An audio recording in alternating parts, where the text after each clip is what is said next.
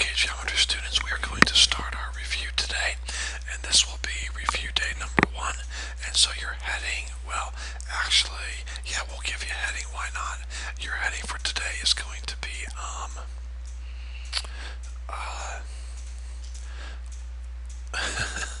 not quite sure, let's call it Spring Exam Review, because that's exactly what this is. We're reviewing for your spring exam. Spring Exam Review, Part 1. There'll be 4 parts, okay? Today, actually what we're going to do is during the second semester we cover chapters 7 through 12, okay? You do not need to write this down, just listen. That's 6 chapters. Well, we have 4 days to review, alright?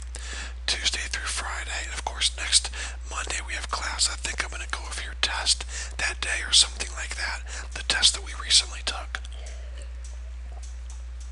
But anyways, so if I cover 1.5 chapters every day, like today we're going to review chapter 7 plus half of chapter 8, then tomorrow we'll review the rest of chapter 8 and all of chapter 9. If we do 1.5 chapters every day, excuse me, we will be able to cover all 6 chapters. Now listen, some of these reviews will be short, some will be long, some you will be mandated to finish at your house as part of your homework, okay? Others will finish in class. But anyways, your heading today is Spring Exam Review Part 1, and let's jump right into this. Underneath that, I would like you to write down lesson 7.1, and if you want to include the date that we covered this lesson, you can. You don't have to, but the main thing I want you to write down in your notes is lesson 7.1, and let's talk about a couple things from lesson 7.1. First of all, I would not copy down these pictures. By the way, all these notes I'm giving you are right out of your notes from earlier in the year. But remember, I already talked about this in the intro video. You have to take notes, so copy all this down. I first of all wanted to remind you what a reflection is, a rotation is, and a translation. Okay, so in your notes, please make note that we have pictures on page 325. I would like you to write that in your notes, please. And then you don't need to turn over there, but you can if you want to. First of all, I want to review in your mind what a reflection is, okay? A reflection is when you have 2 objects. And if you could take a piece of paper and fold the piece of paper right on that line, this figure would flop over and fall. It would fall right on top of this figure right here. Would it not? Sure it would. If you took this like it was a piece of paper and folded it right down the middle here, this head right here would fall right on top of this head right here. This person here looks like an alien would fall right on top of this person here, so on and so forth. When that happens, that is called a reflection. You will need to know that for your final exam. Now there's going to be no fill in the blanks, nothing like that, but you'll need to know that because I might quiz you and ask you to name different pictures. This is called a rotation. It is called a rotation because the figure, as you can tell, is moving or swinging as if it was tied on a rope. So we have this rope here, and it's connected to a point here, and then we swing the rope up this way, or the bar, if you want to look at like a metal bar, and we swing it up, and the figure is now facing this direction. That is called a rotation, okay? It is being rotated a certain angle, and the angle is right here. Alright, that is called a rotation. Now a translation is different. A translation is you take your original figure, you can move it right, left, down, up. You can move it over and then up. But the figure never changes as in terms of here, they're facing different directions. Here, the guy's facing this way, and now the guy's facing this way. That's called a rotation. This is a reflection. When you have a translation, listen to the difference now, students. When you have a translation like this, you take the original figure and you move it to the right, to the left, up, down, whatever, but it's not going to flip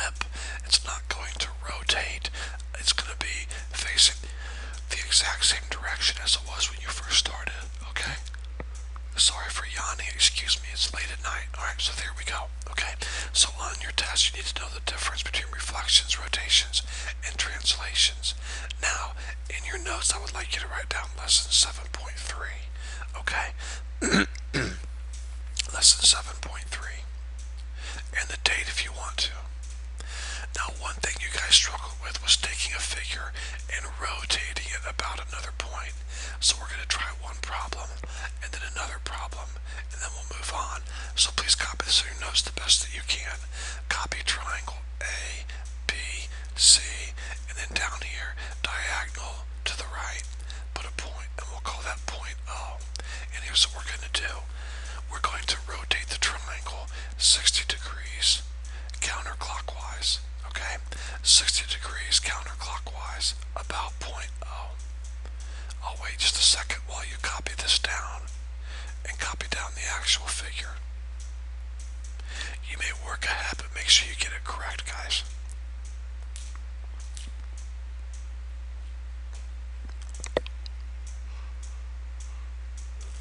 Okay, here we go. Now, first of all, students, a triangle has 3 vertices. So we're going to take each vertice and we're going to rotate it 60 degrees and then draw our new triangle. So the first thing you do is you draw a line from your vertex A to your point O.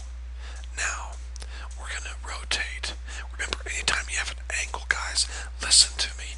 Anytime you have an angle, you need 2 lines, right? I mean, you can't have an angle with one line. Well, I guess you could. We call this a straight angle, 180 degrees, but other than 180 degrees, you need 2 lines for an angle, okay? So,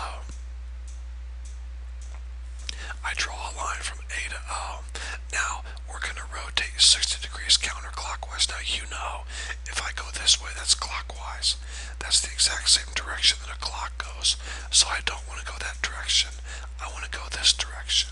Alright, now, I want to rotate 60 degrees. So in other words, I want to draw a line that comes off of here. Now remember, I didn't go this direction and draw the line up here because that would be clockwise. And it says right here in the problem, it says counterclockwise right here. Okay, so I know I'm going to rotate this way. I want to rotate 60 degrees. Now, I want to draw a line so that I have an angle right here of 60 degrees. Right here. Now, you can use a protractor. Sometimes you can estimate. For example, watch this. We all know that's not 60. That's a 90-degree angle, correct? 90-degree angle. Now, if I take a 90-degree angle and I divide it up into thirds, that's going to be 30 and 30 and 30, right? So this is 30, this is 30, and this is 30. So 30 plus 30 is 60.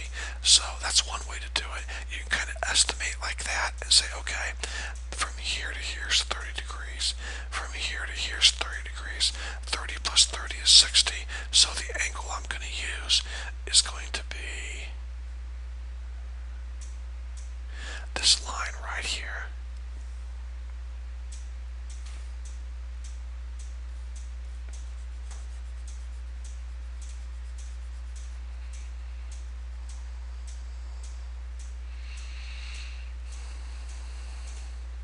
And that's about 60 degrees. Now, well, Mr. Earhart, I would rather measure the angle. No problem, guys. You know how to do that. Get out your protractor. You would put the protractor right here. Okay, here's your protractor right here. And right here is 60 degrees. So you put your point of your protractor here, put a little point here, draw your line, and there's 60 degrees. I don't mind if you estimate the 60 or if you draw it. I really don't, okay? So, point A rotates to right here, alright? So I'm going to put a point right here, and I'm going to erase everything else. And I've rotated that point A 60 degrees. Got it? Now let's rotate B 60 degrees. So here's B. I'm going to draw. I think I accidentally erased my dot.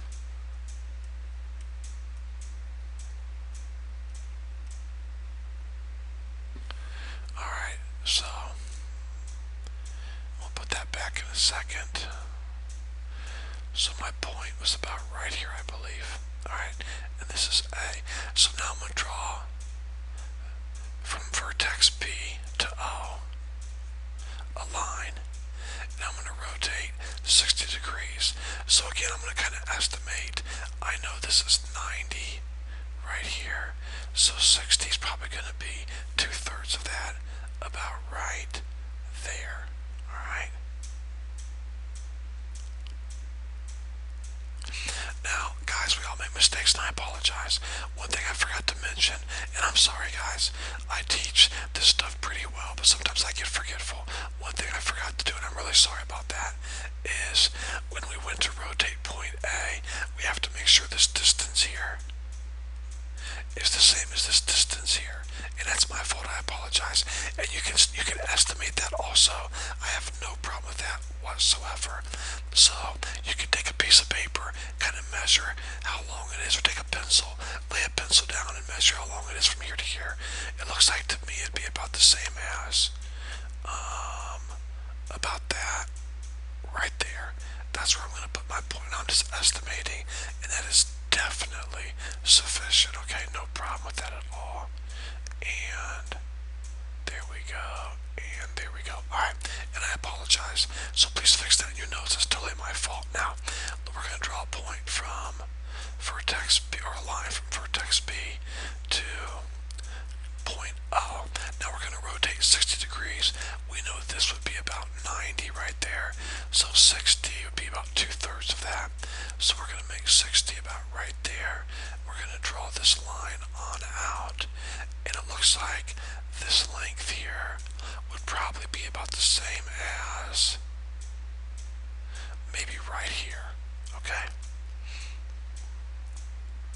Now again, I'm just estimating. This won't be perfect, but it'll be close enough. So this angle here is 60 degrees, and this length here theoretically is the same as this length here. Alright? So,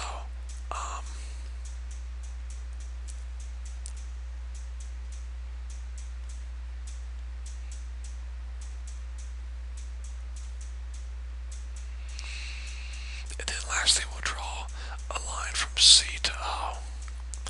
We're going to rotate it 60 degrees. Now this would be 90 degrees right there. So we'll go a little less than that. We'll go 60, which would be about that right there, I would think. Alright. And this distance from here to here looks to be about right there, I would think. Close enough. That's good enough. So I'm going to draw my triangle. We'll call this point C.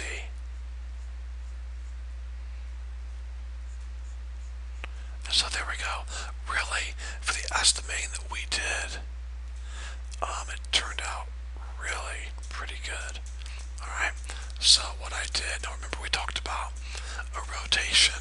Pretend I had a rope tied from C to O, and then I swung this thing around like this. That's pretty much what it would look like. Okay, it's not perfect, I know that. My B looks like it's a little bit out of place, but I would give you full credit for that on a test, okay? So each vertex was rotated 60 degrees, so not too bad. Now, you can try this next one on your own, or you can stay with me, but please copy this in your notes and take really good notes. You need to be able to do one of these on your final exam, okay?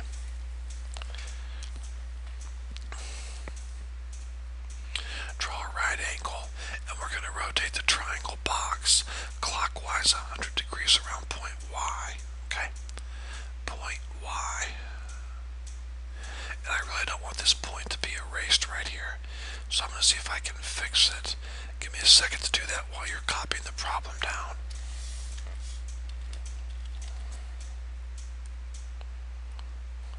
Yeah, that's not going to work.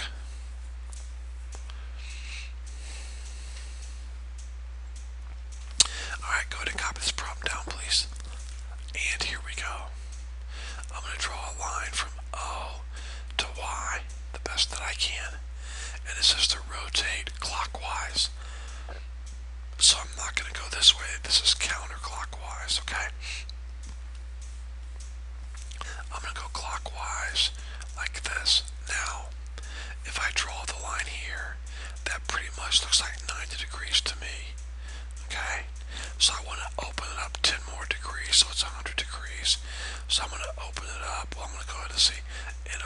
just a hair, and we'll call that 110 degrees, okay? Again, we're just estimating. It's not supposed to be perfect. Now, the distance from here to here looks to be the same at about right here. So the distance from O to Y should be the same from here to here. So we're going to put O right here. Alright.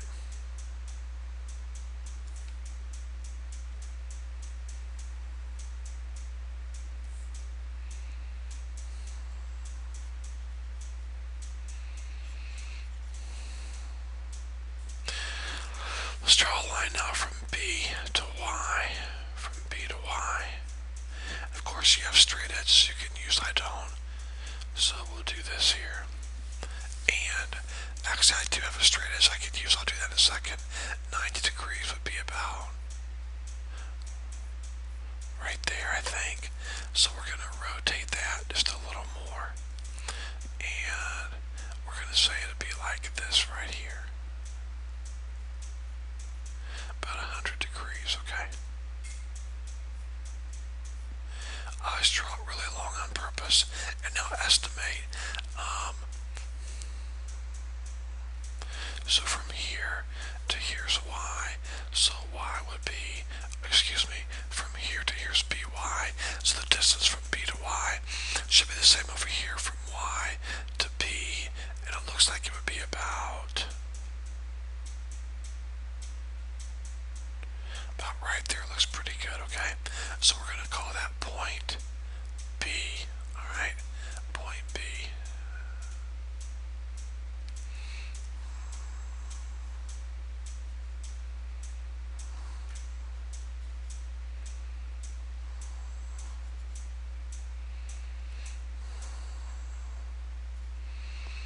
Alright, very good. Now, let's go from X to Y. So from here to here. Now 90 degrees, of course, would be like from here to here. That's 90. So we gotta open up a little more and call that 100 degrees. Then we'll make it really long, okay? That's about 100 degrees. Now, the distance from here to here should be the same as the distance from here to here. We'll call it about right there. Let's see. About right there. Alright.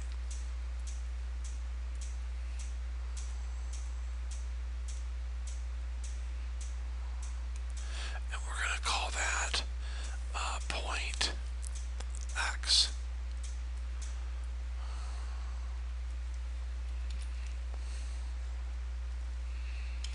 And then we draw our triangle. That's simple, guys. And there's triangle. That's actually a pretty good one. So we took it from there and we rotated it 100 and 100 degrees. Alright, 100 degrees.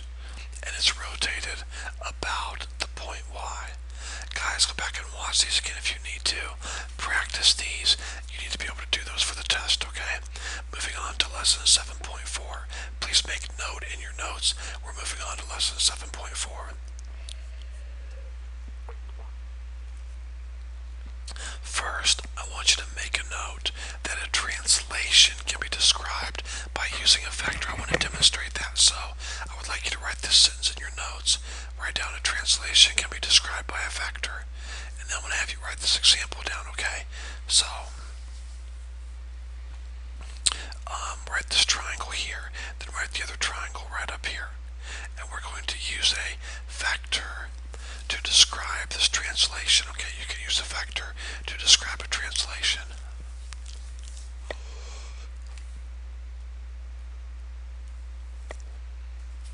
Now please take really good notes. If I'm going too fast, just pause the video. Here's one triangle. Here's the other. Please copy those in your notes. Now, if you're going to use this point here, then compare it to this point here, obviously. If you want to use this point here, fine, but compare it to this point here with its corresponding point. If you want to use this point here, fine, but compare it with its corresponding vertex right here. I'm going to use this point here.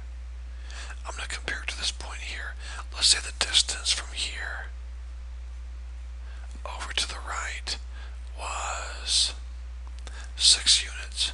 And then we'll say we went up about 3 units. Well, the translation vector would be 6, comma, 3. That's obvious. Let's say though you're going from this direction here over to here. So watch carefully. So now we're saying that we're going to start with this vector and move it. Oh, we'll use this point this time. It doesn't matter which vertices you use. So we're going to go to the left, and then we're going to go down. We went to the left, how many units? 6. Down, how many units? 3. So the translation vector going from this object to this object would be -6 because you went to the left, and then -3. Okay? So you can use a translation vector or a vector to show or to describe a translation. And that's what we did here. So make sure you understand that. Make sure you're able to do that, okay? If I give you a problem on a coordinate plane, like a triangle was right here, and I gave you this ordered pair was 4, 2, and I said the translation vector was 3, 4, you better be able to take that point right there and move it over 3 and up 4, and also move the other vertices over 3 and up 4. Understand what this means, okay? Now, when a vector is used to describe a translation, we call this a translation vector. So this vector right here, and this vector here, we would call that a translation vector. Okay, make note of that in your notes. Now, let's just pause. Everybody get caught up here for a second. I'm going to get a drink of water. Make sure you're copying all this down and getting caught up.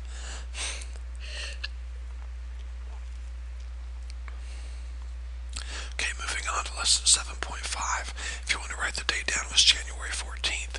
Let's quickly look at 2 definitions. I will not do fill in the blanks, but make sure you know these, okay? In case I ask you a question on the test and use this terminology, you need to know these 2 definitions. A glide reflection is, I was going to say something, I'll hold off on that for a second. A glide reflection is a transformation that consists of a translation by a vector, followed by a reflection in a line that is parallel to the translation vector. Let me put that in words, might be easier to understand, okay? A glide reflection is when you have a translation, and then you have a reflection that happens in the line that's parallel to the translation vector. Alright, and I will demonstrate that for you in just a second. Composition, when 2 or more transformations are combined to produce a single transformation, okay? So with that in mind, that means that a glide reflection is a type of a composition, because a glide reflection has 2 or more transformations. It has a translation, that's a type of transformation, and it has a reflection, and that's a type of transformation. So a glide reflection is a composition because a glide reflection has 2 transformations. Alright, now understand that. So a glide reflection is when you have a translation and then a reflection. I will demonstrate that in a second. And then a composition is when you have 2 or more transformations combined to produce a single transformation. Now, here's the example I wanted to give you. You're probably not going to be able to write this down, but hopefully this will solidify in your mind and help you understand what a glide reflection is. We start off with the blue triangle and we move it to the right. Now students, that is called a translation. We moved it to the right. We didn't flip it. We didn't turn it. We didn't rotate it. We moved it to the right. Now, if I moved this to the right, students, watch please. If I move this to the right, then this line right here is my translation vector, okay? So after you've moved the green triangle over here and it became green, this is my translation vector. Now notice then I rotate the green triangle. I rotate about the x-axis, which makes sense because look, in a glide reflection, after you do your translation, then the reflection is supposed to be in a line that is what? Parallel to the translation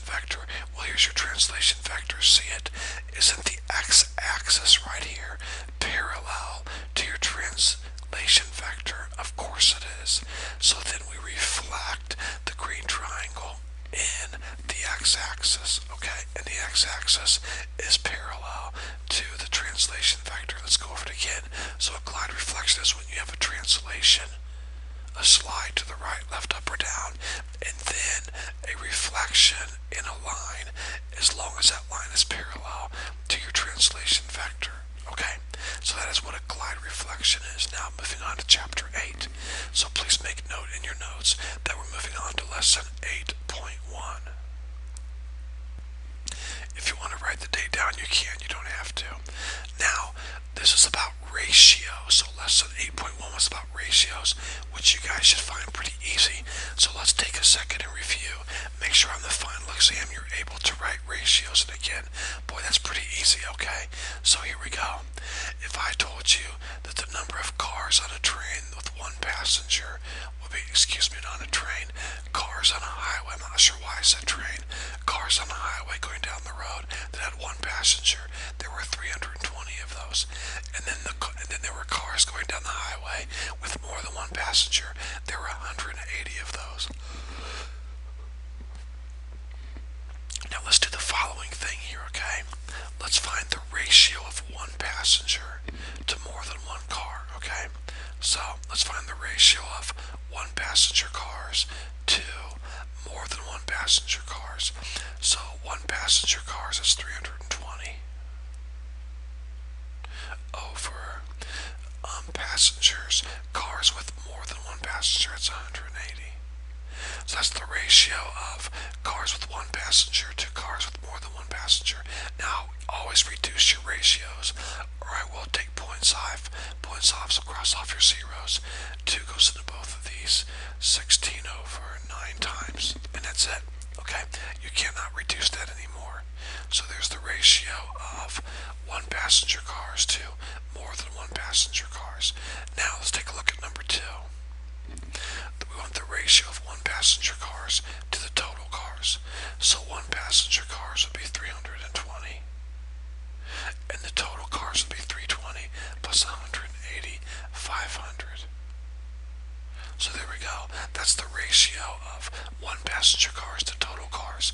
Now reduce this, cross off the zeros here, divide this by 2, you get 16 over 25, and that is the ratio of cars with one passenger to the total number of cars that were observed.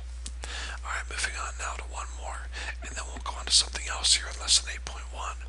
The ratio of total cars, so that's 500, to the cars that had more than one passenger, that'd be 180. Ratio of total cars, 500, to the ratio of cars with more than one passenger, that's 180. And now we can reduce, cross off the zeros, we're left with 50 over 18. Divide both sides, divide the top and the bottom by 2, and we get 25 over 9. And that would be the ratio of total cars to the cars with more than one passenger. Okay, so make sure you know how to write ratios, pretty simple, and make sure you know how to reduce those. Moving on, let's go ahead and solve these two equations. Now this is still lesson 8.1, and we're going to solve these equations. Now remember, when two fractions are equal, you can cross multiply and set their products equal, okay? So y times 5 is 5y, 3 times 8 is 24. Now divide both sides by 5, and you will get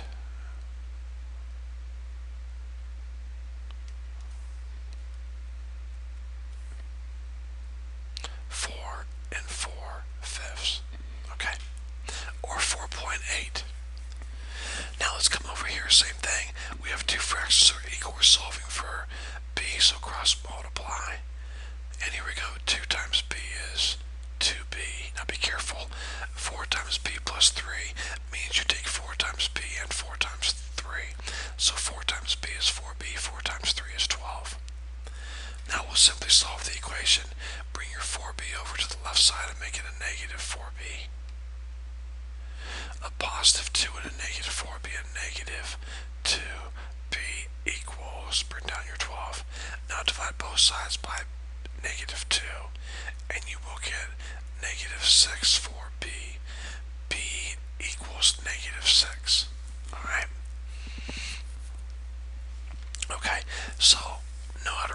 ratio, solve problems like this. And now 8.2, January 21st.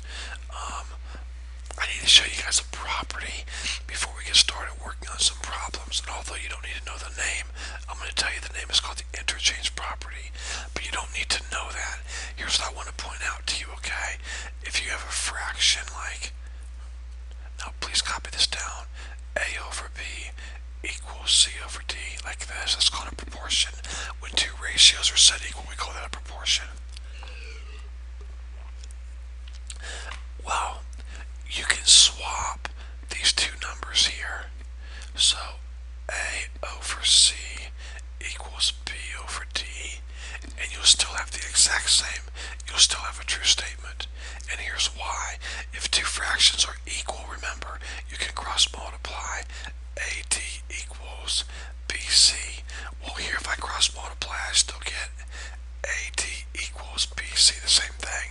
So the interchange property is simply this, and I'm not going to make you quote this or write it on the test, but in case we discuss it in a problem on the test, make sure you understand what it is. I might give you this and say, write this again using the interchange property or something like that. So the interchange property says that you can take these two numbers here and swap them, and you still have an equal statement, or you could swap these two if you wanted to, and you would still have a true statement. D over B equals C over A. Swap these two here, and you still have a true statement. Okay. All right. Moving on. It's called the interchange property. Now let's move on to two problems. I'll work those relatively quickly. 1, 2, and then we're going to look at lesson 8.3, and we're finished. So we're getting close to being done. Okay. So hang in there. Now, I want to work out a couple problems for you. You do not need to copy this down in your notes. Just put page 380, example number 2, and then follow along here as I work this problem for you, okay? Alright, here we go. On the test, I could very well give you some word problems in which you would use proportions or ratios. The drive from Columbia, South Carolina to Boise, Idaho is 2,000 miles. The trip is started with a full tank of gas. Now, after you drive 380 miles, you stop for gas. Got it? So you've driven how far? 380 miles. You stop for gas. It takes how many gallons to refill up the tank? 14. So if you started off with a full tank and then you fill up the tank, you know that you used 14 gallons because you had a full tank. And then when you stopped, it took 14 gallons to refill it up. So in other words, here's a ratio. You went 380 what? Miles on how many gallons? Okay, let's write that there. That's a ratio we'll probably use later. Now, the gas cost was $1.25 per gallon. How much should you plan to spend for fuel for the rest of the trip? Now, listen to me carefully. There's no way, listen guys, there's no way you can know how much to plan to spend for fuel unless you know how many gallons of gas you're going to buy. Got it? So this ratio is going to help us because we know every 380 miles we're going to use 14 gallons, right? It's right here in front of us. Every 380 miles we're going to use 14 gallons. So I know I'm traveling 2,000 miles. It says how much did you plan to spend for the rest of the trip? Well, if the trip's 2,000 miles and I've already gone how many miles? 380. Let's subtract that out quickly.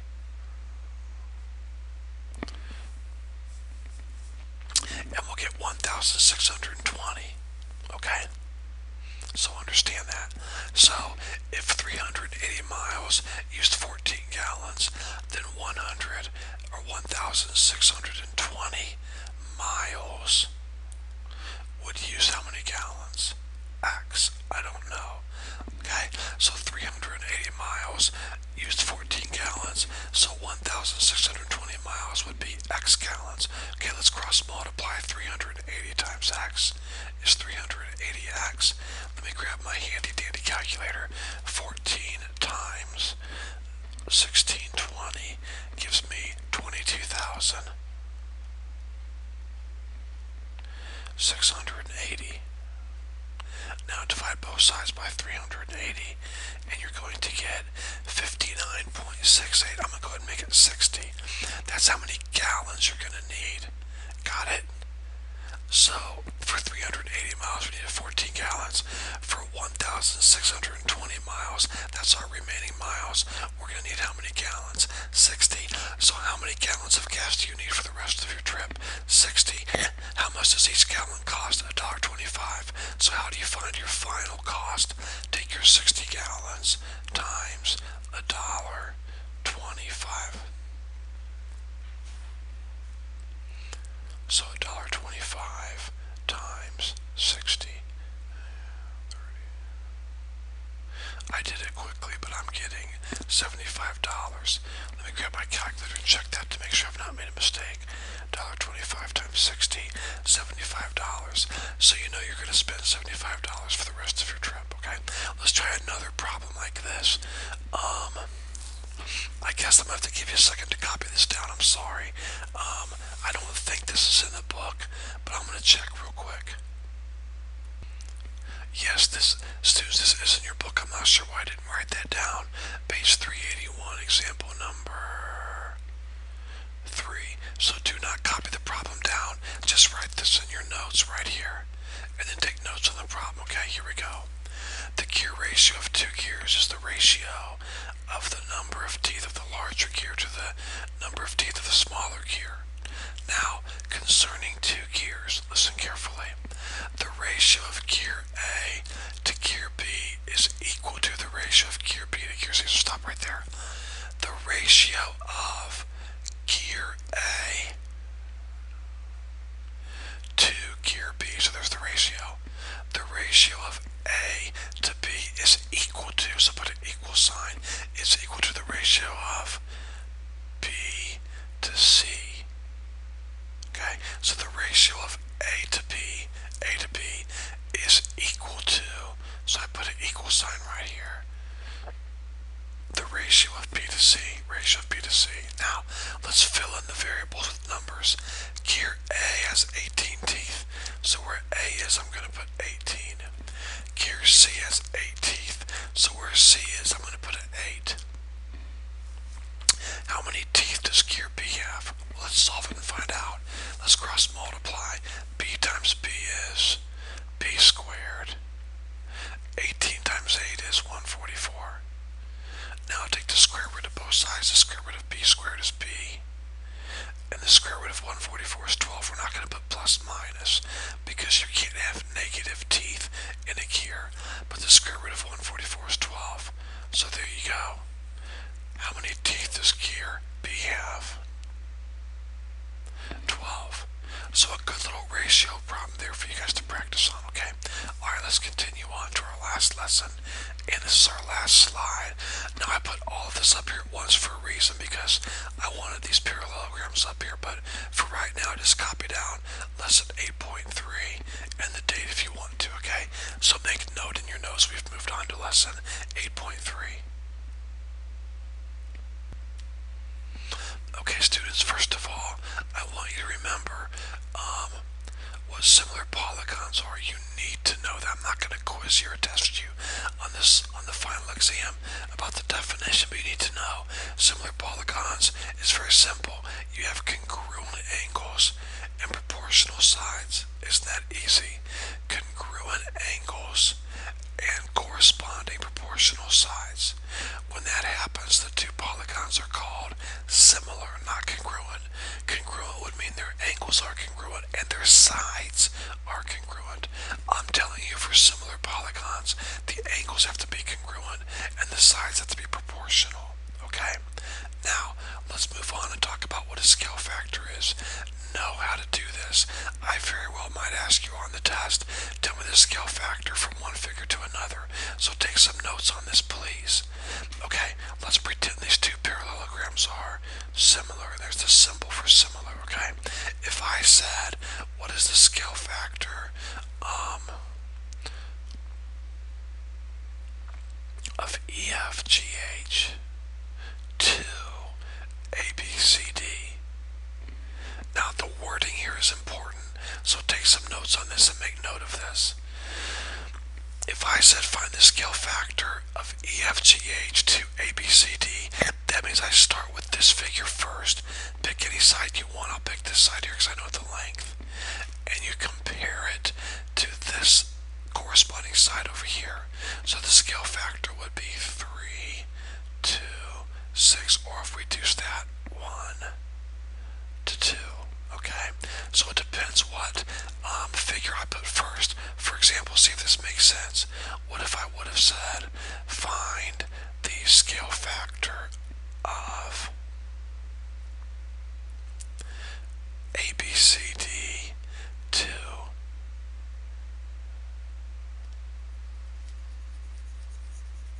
EFGH?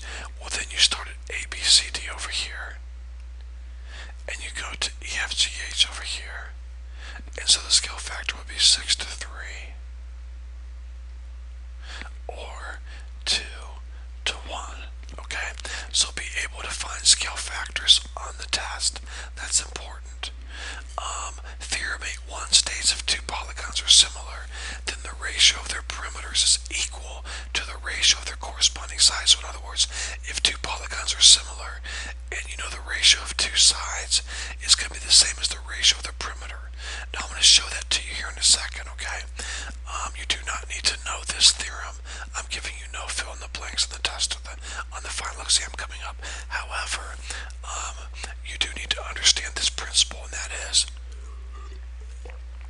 the ratio of the sides of similar polygons is equal to the ratio of their perimeters. Let me prove that to you now, okay? I'm not going to really get into doing all this here, but I would encourage you to copy these polygons or these parallelograms in your notes, okay? Copy these down real quick, these parallelograms. And let's talk about a couple things.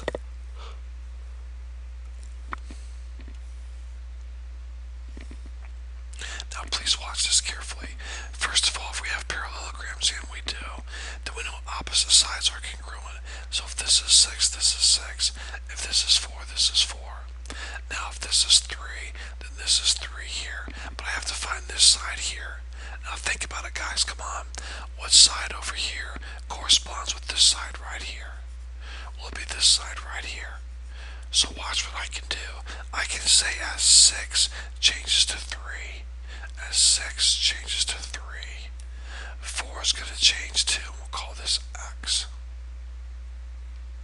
Alright, so as 6 changed to 3, 4 changes to x. Now cross multiply and solve. 6 times x is 6x. 3 times 4 is 12. Divide both sides by 6, and x equals 2. So now I know the length of this side here is 2. Alright.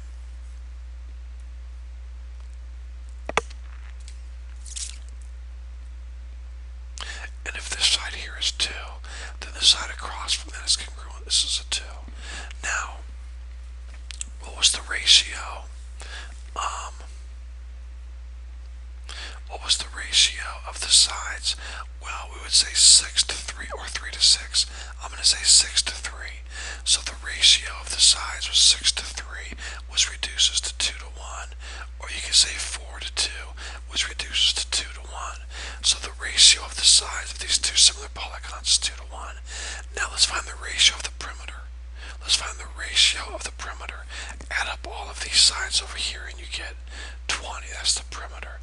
Add up all of these sides over here and you'll get 10. That's the perimeter. So the ratio of the perimeters would be 20 to 10. And of course, if you reduce that, you get 2 to 1. So do you see what I'm saying, students? The ratio of the sides of similar polygons will always equal the ratio of the perimeters of the two similar polygons. Okay, guys, I hope that makes sense. That's a good little review of Chapter 7 and part of Chapter 8. Make sure you can do these types of problems, answer any questions about the information I've given you today, okay? Alright, hope this video has been a help. If you have any questions, don't hesitate to call or email.